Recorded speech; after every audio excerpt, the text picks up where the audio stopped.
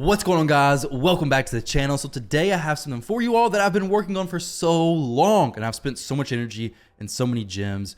Matter of fact, my gems were like at 0 a few days ago. But either way, neither here nor there. Today, I want to share with you guys the team that I finally tested on 100 runs, which actually you guys are going to see the final 2 runs to make it 100 today. But Elva plus Artak, Spider Stage 9 hard, 100 runs, confirmed consistency. So here we go. Very first thing, as always, starting with the team setup. So team setup, this is it for Elva. Prioritize number 2. Only thing you're using. Turning off the res. You do not want her resing the food in this spider stuff because it would be awful, okay? Absolutely terrible. Do not use the res. For Artak, he's faster than the spider, so we have him opening with the A1, prioritize the A3, and then number 2 on the A2. Let's go ahead and jump in here. Before we do that though, let me show you all the actual success rate. So here we go. Don't look at those stats. They're not 100% correct. So Spider Stage 9, 47 out of 48. That's 1 loss, all right? 1 loss. And the next one is Spider Stage 9 hard, 49 out of 50. Average runtime 6 minutes. I have no clue why it says that. That is super, super weird because I've never seen a 6-minute run. Maybe one lasted, really, what in the world? 6-minute runtime? I have no clue why that's there because I've never seen a run 6 minutes for him. But either way, 49 out of 50, 98% success rate. So that means after about 100 runs, he's lost 2, which if my math doesn't fail me, that's a 98% success rate. A 98% success rate for duo team Spider 9 hard. I'm pretty impressed, guys. I'm happy with that. I'm going to be using these champions, this team. Elva, if you're trying to switch her out, I don't think you're going to have a lot of luck, unfortunately, because she brings so much good stuff. Elva allows Artak to not need a regeneration set because her passive heals him by 10% of his max, 10% of his max HP every time he takes a turn, whereas regeneration does 15%. So now we can throw Artak in Relentless, which is why he's getting those extra turns right there. Soul Reap comes out, which is super, super helpful because let's check this out real quick, okay? The run's going to go pretty fast, it looks like, but there are 2, 4, 6, 8, 10 spiderlings. That's important because some of you may not know this. Tainted Skavag heals by 3% of her max HP. That part you probably know. I mean, that part's obvious. That part's super annoying. But the big spider also permanently increases her attack by 10% for each tainted spiderling consumed. So whenever she gets to consume the spiderlings, if she has all 10 of them, that is going to be a massive increase attack. 100%, correct? Right? It should be if she consumes all 10 of them. But if you can make it to where she's not consuming all 10, we'll hit auto. Maybe she's consuming 4 of them or 6 of them. So now instead of getting that huge increase attack, the pretty big heal, now she's only getting what, 18% of a heal and then 60% increase attack. Still, it's very bad. It's still a lot more than what I wanted to have, but it's much better than 100% increase attack plus a 30% heal. This is far less annoying. This allows you to start turning the tide in your favor is how I like to look at it. Basically, now I can start outpacing the spider. There we go. And now we're getting really close to the end. We have an HP burn that hopefully is going to go off 1 or 2. We have some poisons on her. There we go. She dies. So if you're able to outpace the spider, that's going to be what sets you up for success in this stage, okay? Another very, very important thing is keeping that decrease attack up. So the only times that I noticed that I failed, I recorded this run overnight. I noticed it failed when I had no decrease attack. So having decrease attack is extremely important. Matter of fact, before we start talking about the gearing on Artak, I want to talk about his masteries because this may be the most important part. So before I had sniper, I was thinking, okay, let's go ahead and increase the chance of increasing the duration of burns. Sounds great, right? However, the increased attack actually would fall off because it's only 2-turn duration. So the increased attack would fall off. You need this increased speed whenever allies die because you just always want to be faster, of course, right? So I ended up trying out Master Hexer. This works out so much better. Having the decreased attack on a 3-turn duration makes it to where the decreased attack stays up so much more frequently and greatly reduces the chance of failure, which obviously is what we all want, right? As you can imagine, the spider increasing her attack by 100% or whatever, each time she's swallowing 10 spiders, eating 10 of the little spiderlings, can be very, very scary. So ideally, you're staggering the deaths.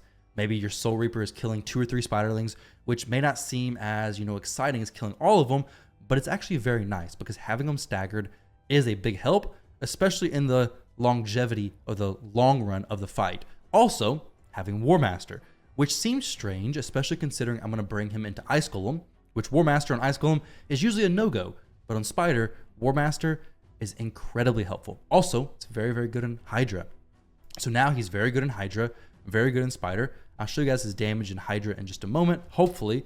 But War Master also helps stagger those deaths because the War Master is going to proc randomly. You're going to get those max HP hits randomly.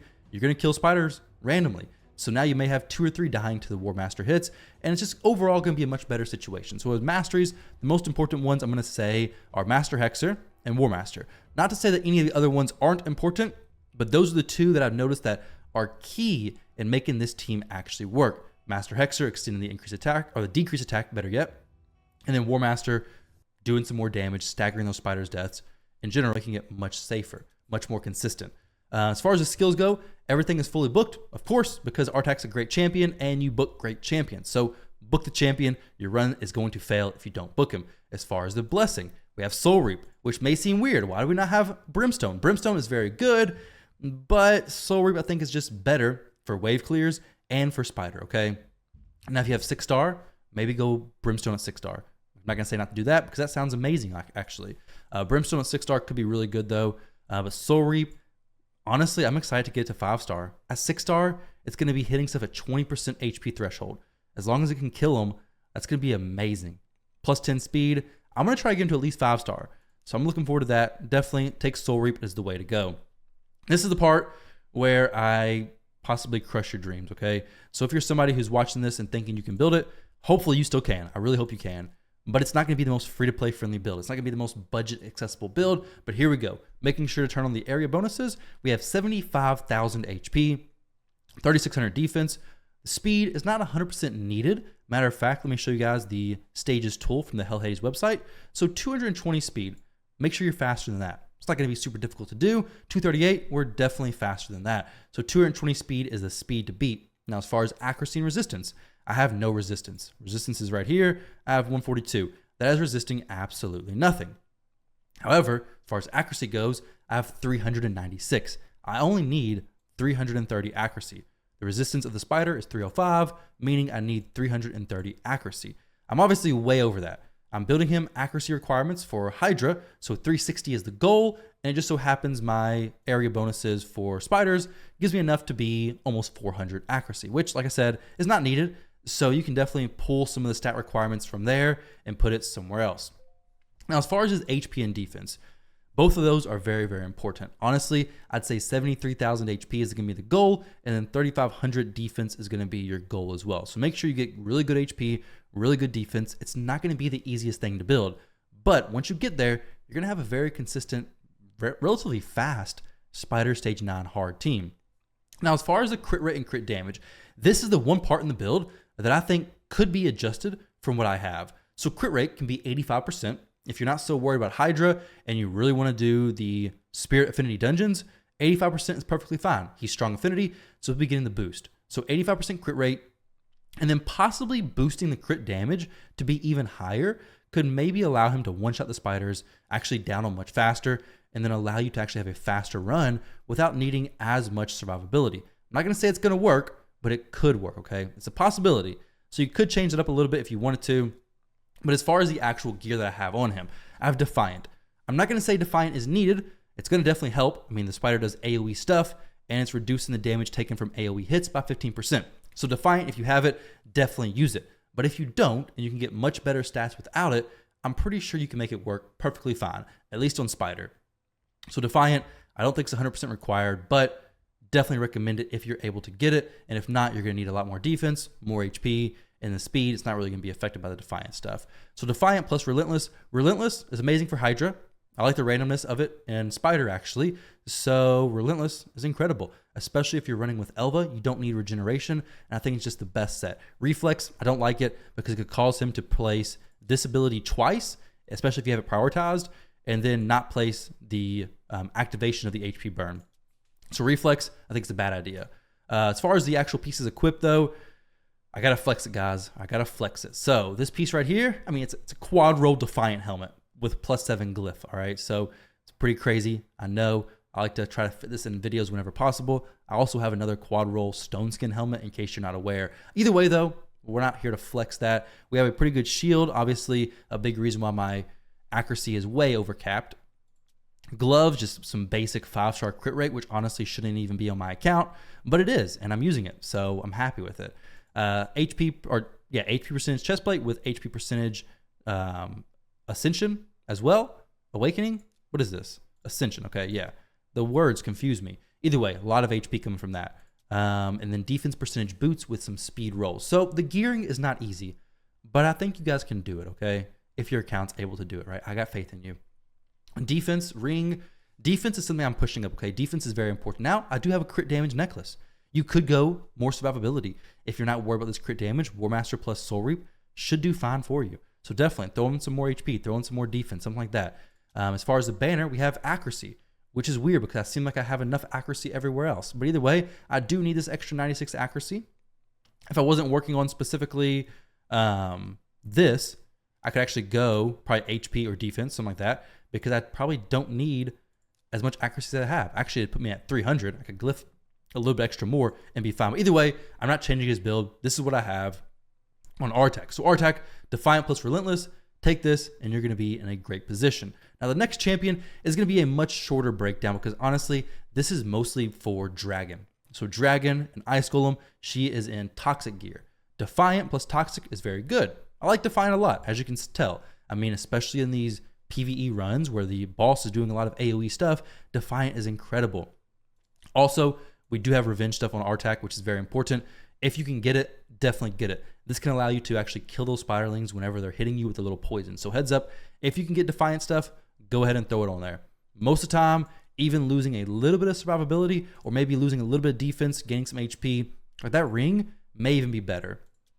Try it out. That's the best thing I can say is just try it out. See how it works for you. Either way though, Elva. So Defiant plus Toxic. Toxic is mostly for Dragon, but it's working for Spider. You notice it placed a few poisons and it may actually kill a spider every now and then as well. She also has Revenge. This is going to allow her to place more of those continuous heals from that A1 ability. But this setup, like I said, mostly for the other dungeons, but it's working for here. I want these champions to do Dragon, Ice Golem, and Spider all on stage 9. So her A1 ability, place a continuous heal, absolutely amazing. If you can counterattack, if you can get extra counterattack stuff, it's going to be very helpful because continuous heal is amazing just to have, period, right? Now her A2 cleanses, places a block debuffs, and an increased speed. Very, very helpful. Her res, we don't care about that. We're turning it off. Her passive, this is the reason why she's able to run with champions in duo content and make them not have to wear regeneration because she brings the regeneration set basically, okay? Continuous heals plus healing at the start of their turn. She's just a healing machine. Plus a speed aura in all battles. Very, very good. Polymorph, we don't care about that. It's going to need accuracy soon anyway. So honestly, I wish I could put Brimstone on her. If I had enough accuracy, I would because it requires accuracy. But honestly, I'll probably just go Intimidating Presence soon anyways. I didn't want to change it for the video though, since I already tested everything before doing the video. But as far as her pieces she has equipped, I'll go ahead and click through them real quick. Like I said, she's not as important, the Toxic plus Defiant. If you don't want to do Dragon specifically, then you don't need Toxic. Now, as far as her stats go, get her good HP, get her good defense, get her good speed. That's all that really matters. Make her fast. Honestly, if you want to do Ice Golem, which is what I'm going to try to do with her, I want her to be over 100,000 HP if at all possible. She's not quite there, but she's getting very, very close. So good HP, good defense. The speed is perfectly fine. She's very fast as it is. And then accuracy, resistance, all this stuff doesn't even matter. As far as her masteries go, this is an area that I've considered changing. Honestly, I don't think she needs these masteries set up. She has Timely Intervention. I've considered changing it because I'm not for sure how much it's needed, but I didn't want to change it after I did 100 runs. That went very well. So right now, this is her setup. This is what she has going. I almost considered going War Master with her, but to be honest, I think this is perfectly fine. She has more HP, more healing. War Master's possibly better. I don't know. Honestly, I don't know. I don't know if she even needs this middle column, but I want to continue testing the different areas of the game. If she needs to be changed, I'll change her. But right now, I don't want to go the extra greedy play and then end up starting to fail stuff and then having to spend even more gems to reset our masteries back to where they were. So there we go, guys. I'm going to go ahead and jump into one more run of this Spider hard mode, stage 9, And if you made it to this point of the video, don't forget to leave a like, guys. Subscribe to the channel. Drop a comment down below. It's very, very much appreciated. And let's see how this plays out. I'm going to stick around for this, okay? Usually, I would turn it off, you know, let it play at the very end. But I've worked a while on this. I've worked spending a lot of energy, a lot of gems, and I want to stick around for it. So if you guys have any questions whatsoever, leave in the comment section below. But the main things, the decreased attack is very, very important. Having survivability on Artak is very, very important. Having Soul Reap is actually a big help as well. I wish I had decreased attack up right now. Now we have it, okay? We have some poisons on her as well, which does do damage, okay? It does definitely do damage. Let's see right here what it does to the big spider.